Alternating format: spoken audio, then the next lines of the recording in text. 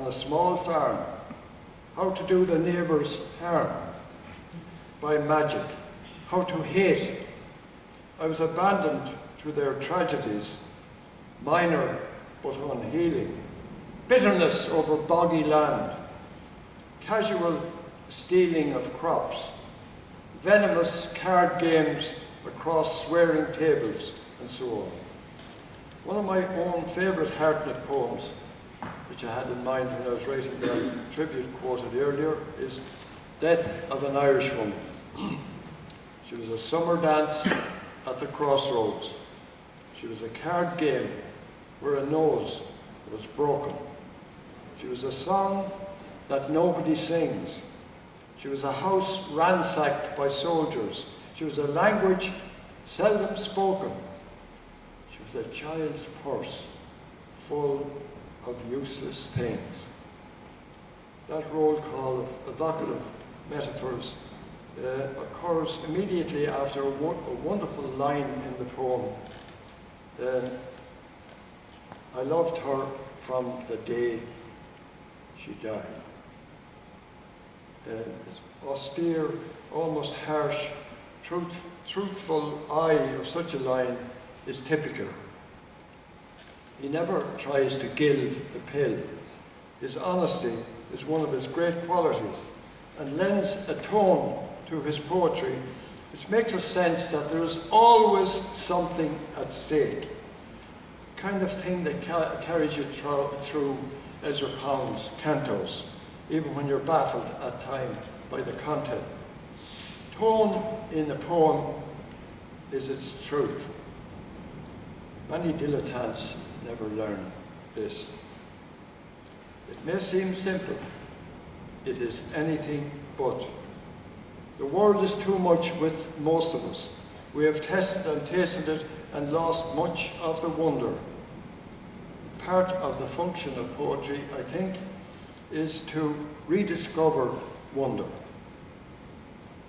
Rilke, Rainer Maria Rilke, wrote in a letter of 1925, even for our grandparents, a house, a well, a familiar tower, their very clothes, their coat, were infinitely more intimate.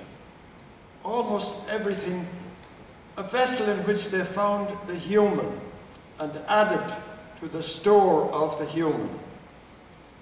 He gives out, says, now from America, empty, indifferent things are pouring in, sham things, dummy life, a house in the American sense, an American apple or a grapevine over there, which has nothing in common with the house, the fruit, the grape, into which went the hopes and reflections of our forefathers.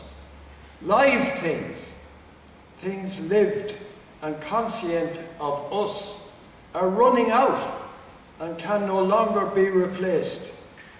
We are perhaps the last to know, to have known such things. Rilke was right. And the suggestion he makes in his ninth Duino elegy is relevant now to Michael Hartnett and his poetic achievement. Perhaps we are here in order to say house, bridge, fountain, gate, picture, fruit tree, window, at most column, tower. But to say them, you must understand, or to say them more intensely than the things themselves ever dreamed of existing. That, in a nutshell, is what Michael Hartnett did.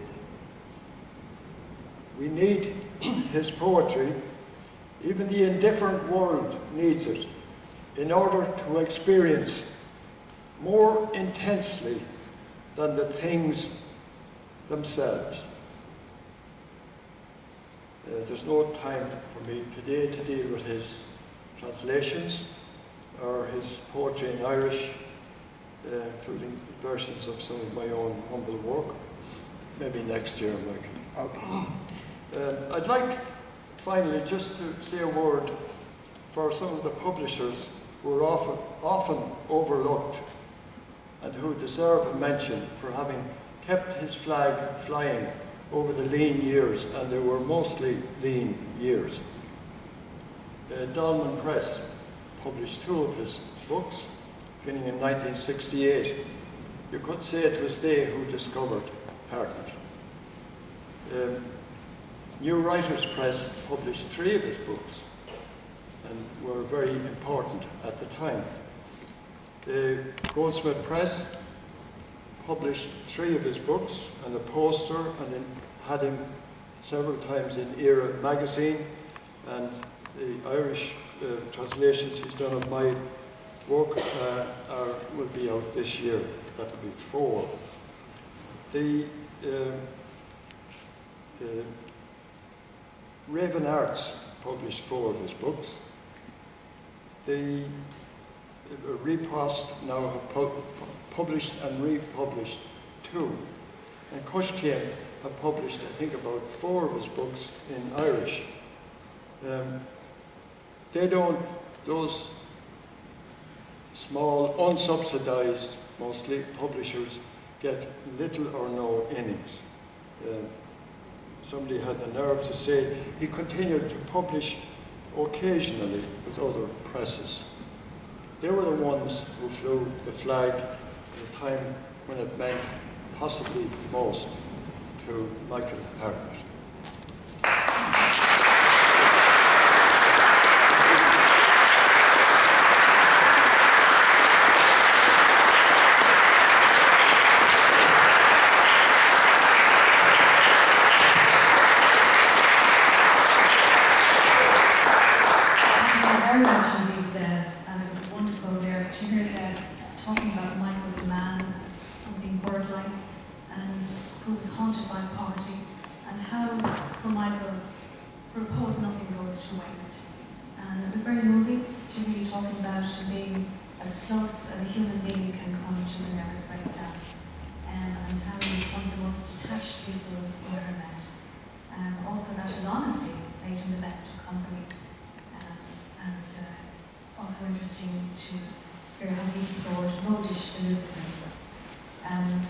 And also to hear you describe his poetry as a reverie not untinged with sadness, but full of compassionate humour, and how in rural Ireland he even learned how to hate, and I suppose that's the honesty that was an important quality of his work.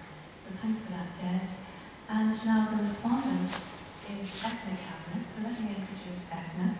Ethna Kavanagh lives in Dublin. Her poems have been widely published and broadcast on national and local radio. Ethna's 2 books of poetry, Bone and Petals and An Elegance of Gallants, were published by Swan Press. She's received several awards for her poetry, including the Boyle Prize, the Moore Literary Medallion, and she received the Riposte Reader's Choice Award. Ladies and gentlemen, Ethna Kavanagh.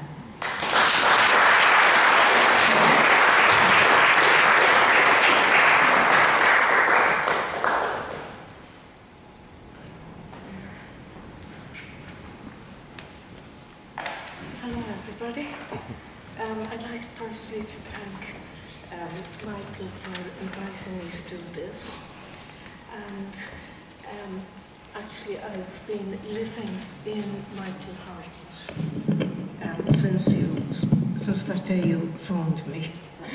I picked up the book. It's a lovely book actually, and through reading it I think I learned quite a bit about Michael Hartnett himself, because I actually never met him, so I didn't know him, so I've no nice personal memories to talk about. But having said that, I actually found through, when I started reading about him, that I felt a little affinity with him through his grandmother, who was an Irish speaker. And the very interesting fact for me was that she never spoke Irish to her own children. And now my grandmother in West Clare, there was exactly the same story. She was a fluent Irish speaker, I believe. I only met her when I was very small. And none of her children, my mother couldn't speak any Irish. And also the connection with the music and everything like that. So I felt, you know, this connection also with the his whole Spanish, his love of Spanish. I'm a bit of a Hispanophile. Anyway, I really enjoyed Desmond's talk. What I found so interesting and poignant was your last meeting with him. I just thought that's a wonderful memory, very sad memory, but a wonderful memory for anyone to have. I'd like just to start talking about his grandmother and the influence she had on him. He seemed to link into a sort of a race memory through her, and he always referred to writing in Irish as Gaelic. I noticed that and I was sort of fascinated by that. And of course that led him right back to his connection with his interest in the 17th century poets, who I hadn't thought about probably since I left school. I just love that poem that Desmond mentioned as well, the grandmother poem, The Death of the Irish Woman.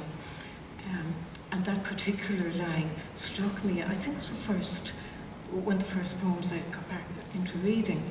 I loved her from the day she died. I just think it's so universal a statement, and I think it's something we often all feel when we've lost somebody. We kind of don't appreciate them while we're alive. So that was very poignant. He did something like that on the poem for his father, where it was, I can't remember the name of the poem now, but at the very end of it, where he had kissed his father for the first time and the last time. I think the father was in hospital then. And I thought it was, I love the poem, The Necklace of Wrens, and how he told his grandmother when he was very small, and she said about the wrens, and she said, oh, that means he will be a poet, and he was a poet.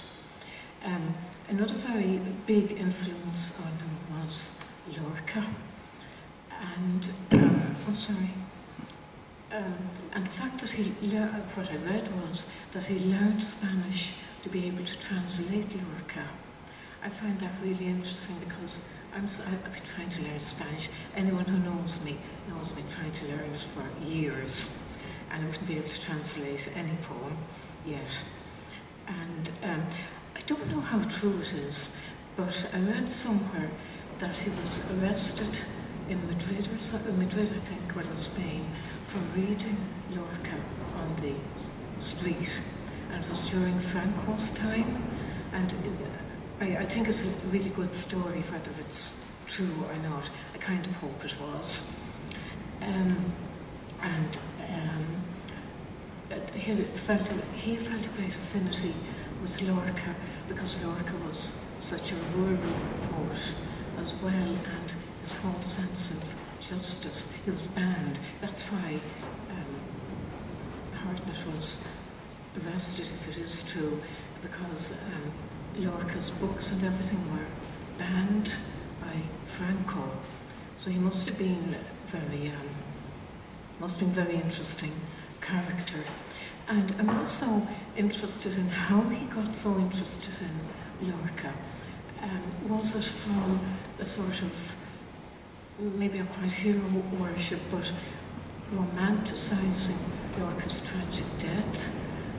Because he was shot by the Phalanges during the Spanish Civil War, so that does make him into a very romantic character. I did find reading all about Michael Hartnett I kept asking myself questions, so many questions. I came away with an awful lot of questions, which hope I managed to find out at some stage.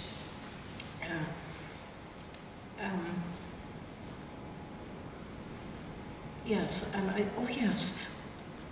I loved, my favourite poem is The Hare. Do you mind if I read it? Oh, it's great. Sorry.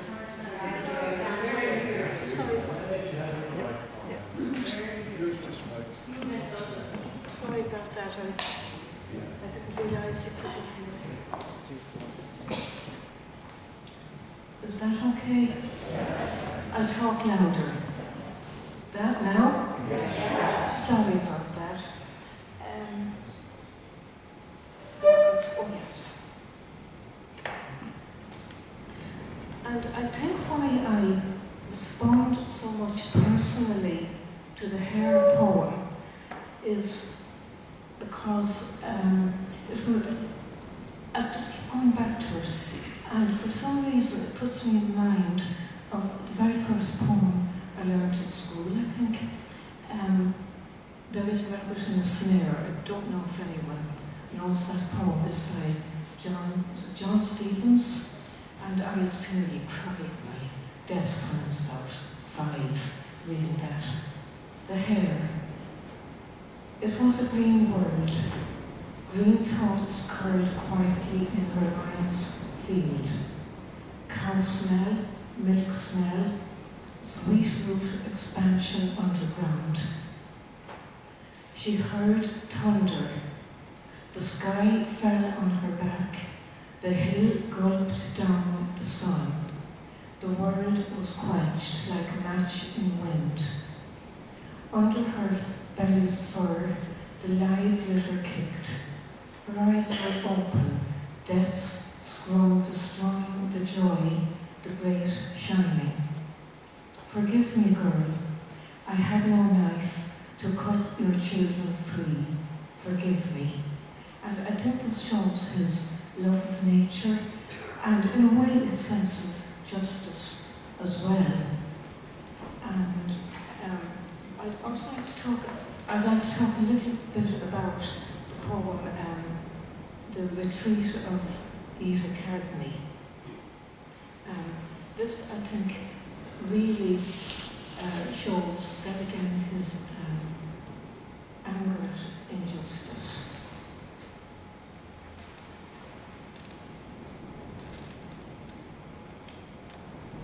Unfortunately, I just haven't it here, but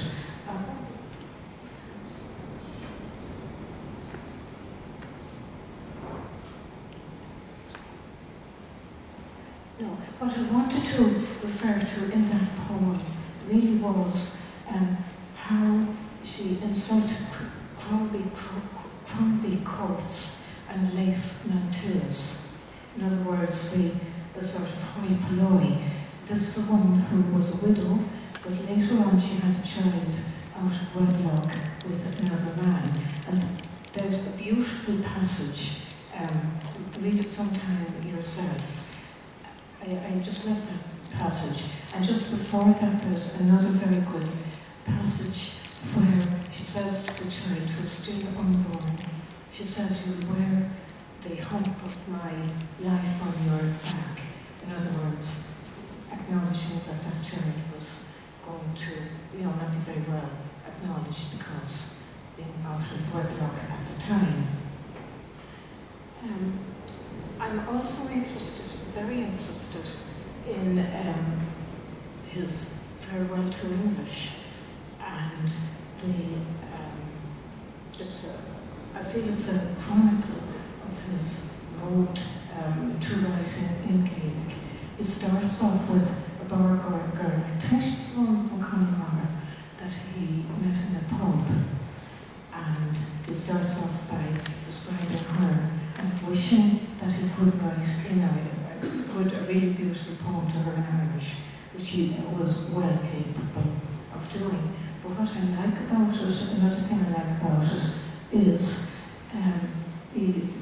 there's a bit of a nationing in it, connecting there again with the 17th century poets, and he describes them as four men in shabby coats,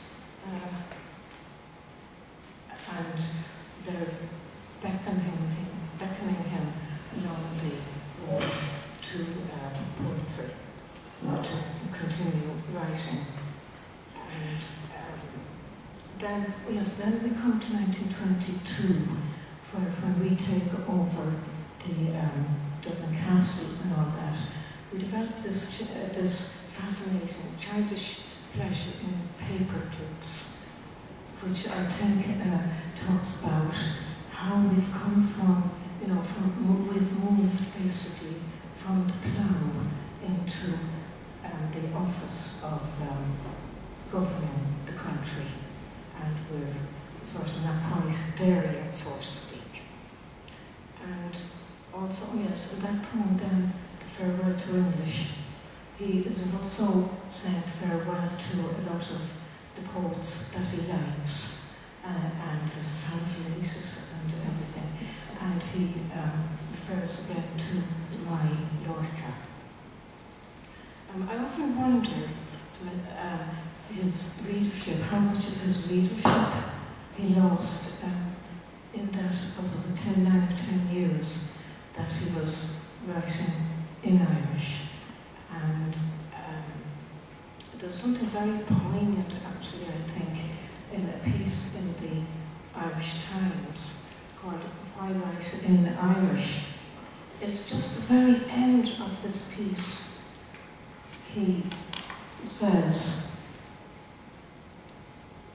I wish that I was better known and a better poet, so that my decision was more remarkable and less unaccountable and amusing.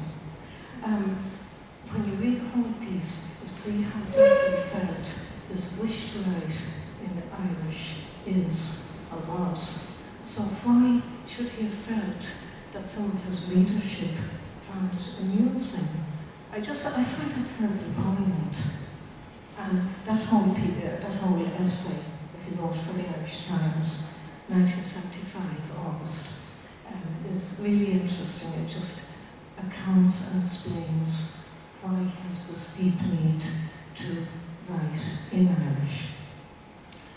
And, oh yes, of course, on the other hand, there's a bit of a contradiction here, I think, because he was, at that time, if I remember correctly, at that time he was writing ballads and satires and short poems called squibs, little satirical, amusing kind of poems, under the name of Wasp.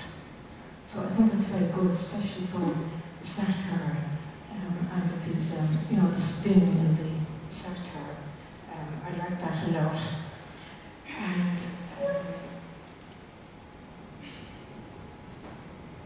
something, coming to the Inchicore haiku, and something he said, it was lovely to see the film. I had watched it on YouTube, but as you know, it's very old and crackly and everything, and it was much easier to follow on the screen here in that little pod thingy. I liked how Desmond described him as bird-like. And he had this, I loved his face. There was something very, not demanding, but very compulsive about looking at his face and his brown eyes, and such nice bone structure. I just felt he must have been a really nice person. I know he was very difficult as well. Some people have told me about difficulties they had with him, so that was interesting as well. But in the film, I loved how Heaney said that Hardman saw things at eye level. And I think this is very much in the Inchicore haiku. And there again, he was chronicling his life since the breakup of his marriage and the alcohol and everything like that. and a few of them that I particularly like.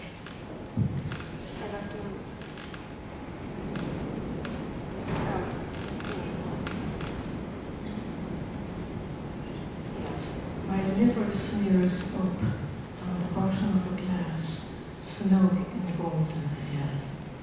That, even though it was a long time before he died, it's sort of presaging the fact that he knew that it wouldn't last forever, probably, with the condition he had. And, oh yes, another hard quote that I think really just shows his sense of injustice as well. What do bishops take when the price of the bread goes up? A vow of silence. And there was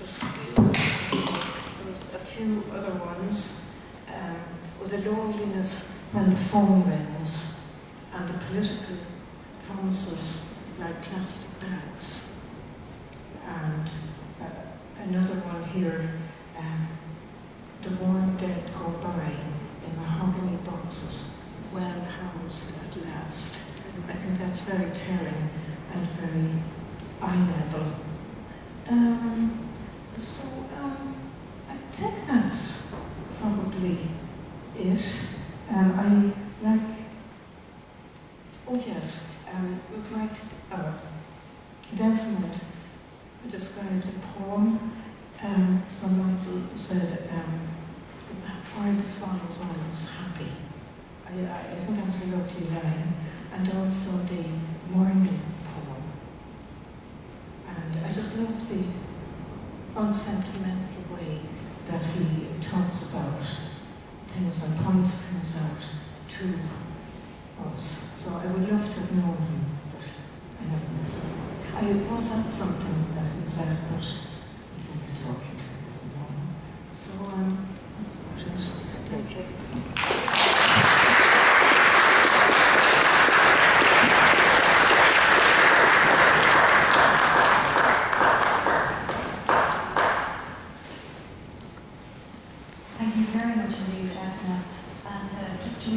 On the few points that have been made, that she had an affinity to his experience of his grandmother and how she didn't speak Irish to her children, and how Michael reads his memory to his grandmother. And in quoting that lovely line, I loved her from the day she died, and how it evokes the sense that we don't appreciate people when they're alive.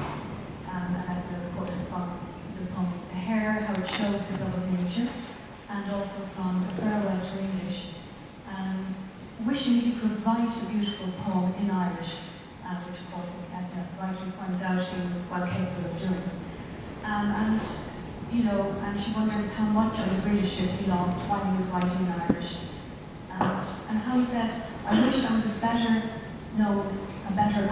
poet, so my decision to write in Irish was more important and less amusing, and indeed the poignance of that statement.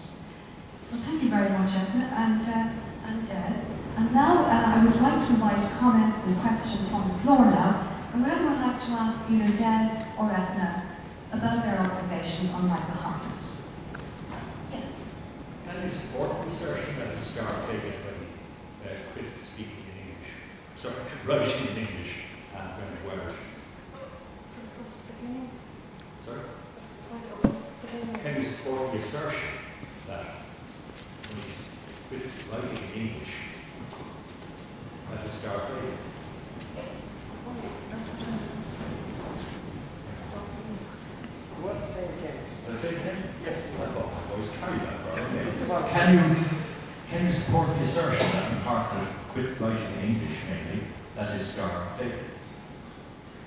Well, it wasn't actually. It wasn't actually an assertion. I was wondering if his, not that his star faded, it was more I wondered if he lost any of his readership. That's just a question. I'm wondering myself. I don't know. If anyone else can answer that, if delighted. Any other questions?